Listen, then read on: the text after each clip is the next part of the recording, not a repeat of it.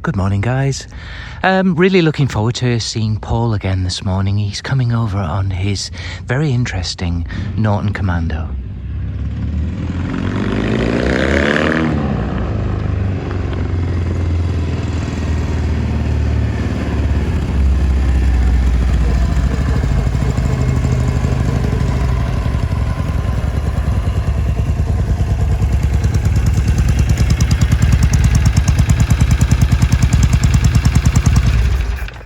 Morning, Paul. Morning, Mike. How are you? It's great to see you again.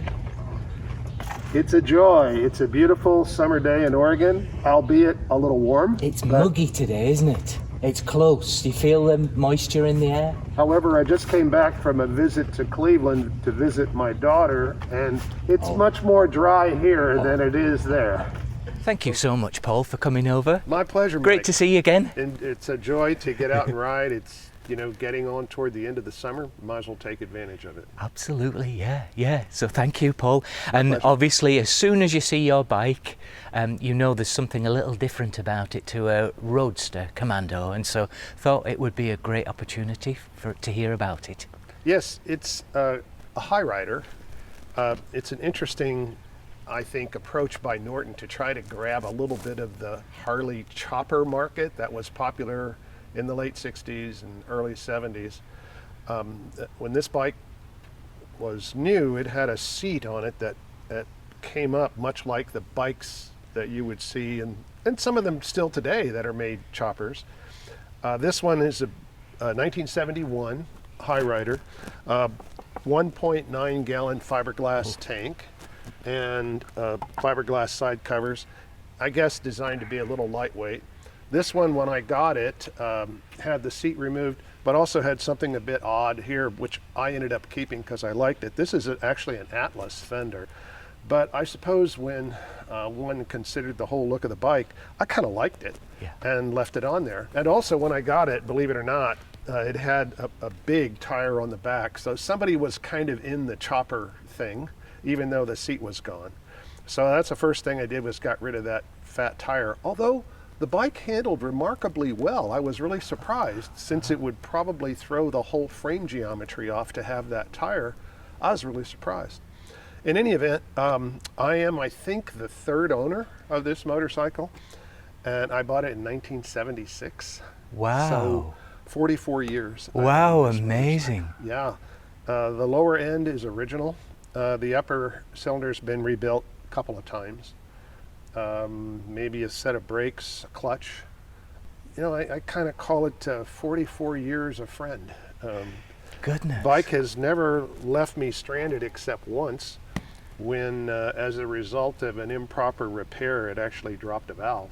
Fortunately, it didn't do much damage because I heard it and shut it off right away. It banged up a piston, but it turned out that it needed some a rebore, because the guy who had done the work before had only bored it out like 10 thousandths, and it needed at least 20 to clean up the cylinder walls, and eventually that caused kind of a premature failure.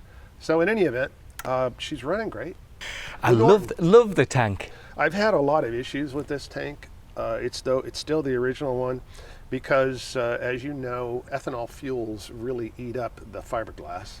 I had sealed it early on, but I think there was damage done, so it continued to leak, and it took me a long time to get it to seal up, and finally I started calling around and asking around, and as long as you continue to use non-ethanol fuel, you can use JB Weld. But here's something that's kind of fun. When I'm riding in this position... You're a tall guy though, right? I'm a tall guy. The position's very comfortable for me. So I guess that's probably been one of the reasons why I haven't changed them out. But right now, I guess 44 years, it's getting old that I've owned it. I'm getting old. Maybe I'm a little reluctant. And I've seen you ride, and you seem so relaxed and fast at the same time. That's how I would describe your riding.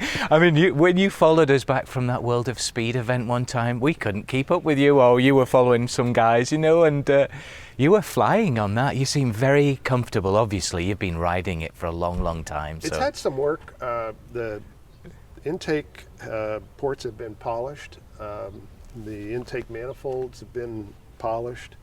It's bored 40 over, so I don't know. It's pretty fast.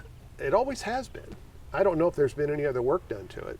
And it sounds well. It's got a really nice balance of not being too loud and not muffled or too quiet. It's got a lovely throaty. The 750s, in my opinion, they sound really cool, especially that flutter sound as you're coming down to the end of a street. That's a wonderful sound. I don't think you get that with the 850s. I don't really know, but I know, and I know that a lot of Nortons are like this, but it's really cool the way these mufflers work.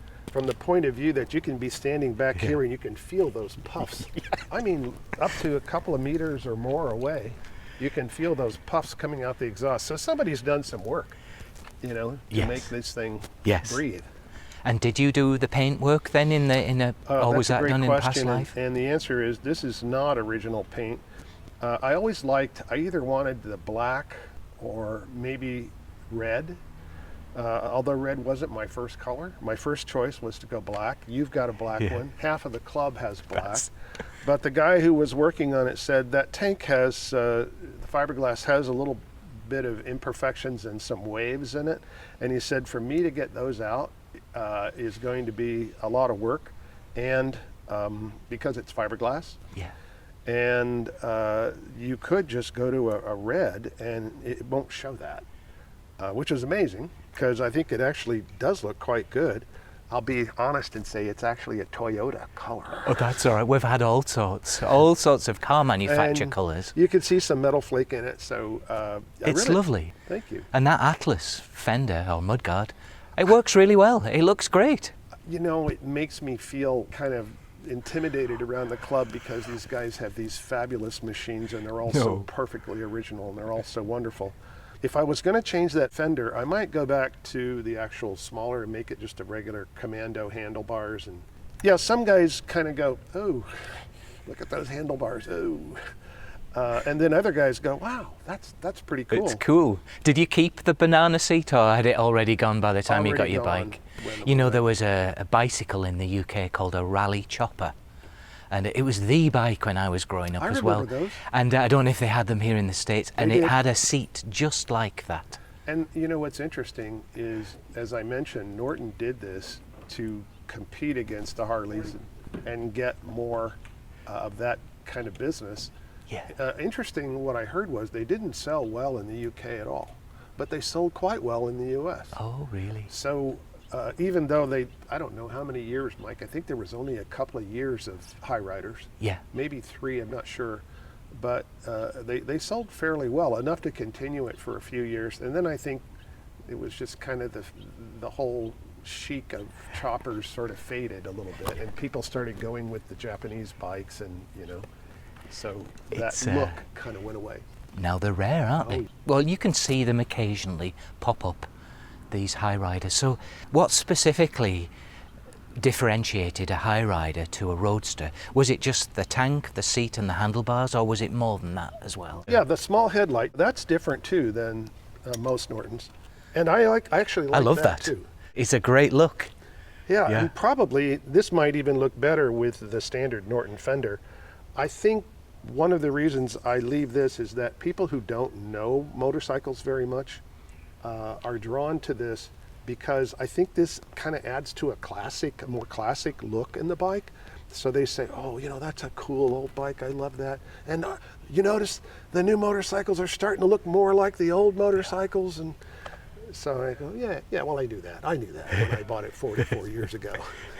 You were it was going to come around again. Look, I'm coming around again. You're all in fashion right now, Paul. Yeah. It's a very pleasant ride. Obviously, with this position, it's not so much a highway bike from the point of view of your position.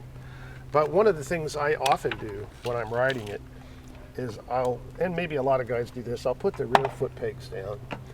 And then you can kind of go back further on the seat. And then the angle is somewhat similar to a standard Norton because your body is tilted more.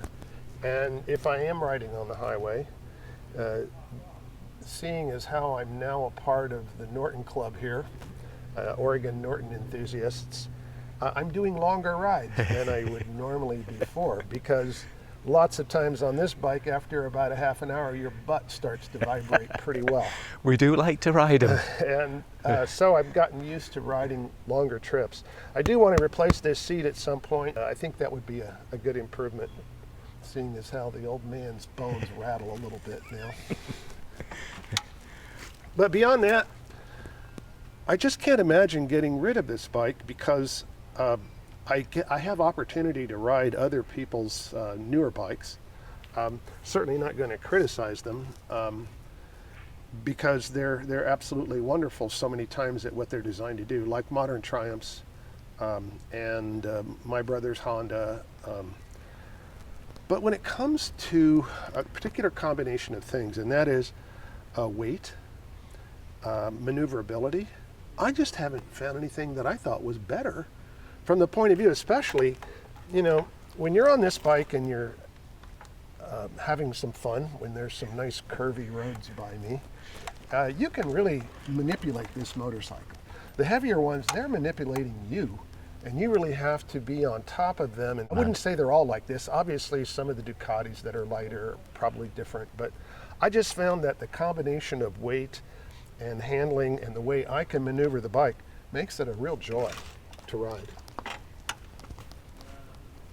Hey, thanks, Paul. All right, Mike, thank you. Take care of Good to see you, yourself. bud. We'll see you again soon, all right?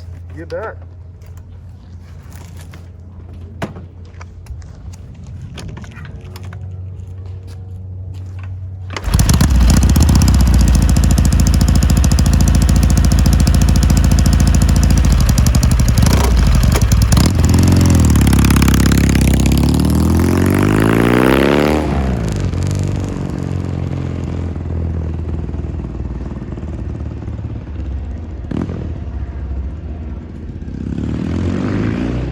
Thanks very much for watching, guys. This has been another tale from the cul-de-sac. Please remember to subscribe and click the little bell, and you'll get a notice whenever I release a new video, usually every Sunday morning and sometimes during the week.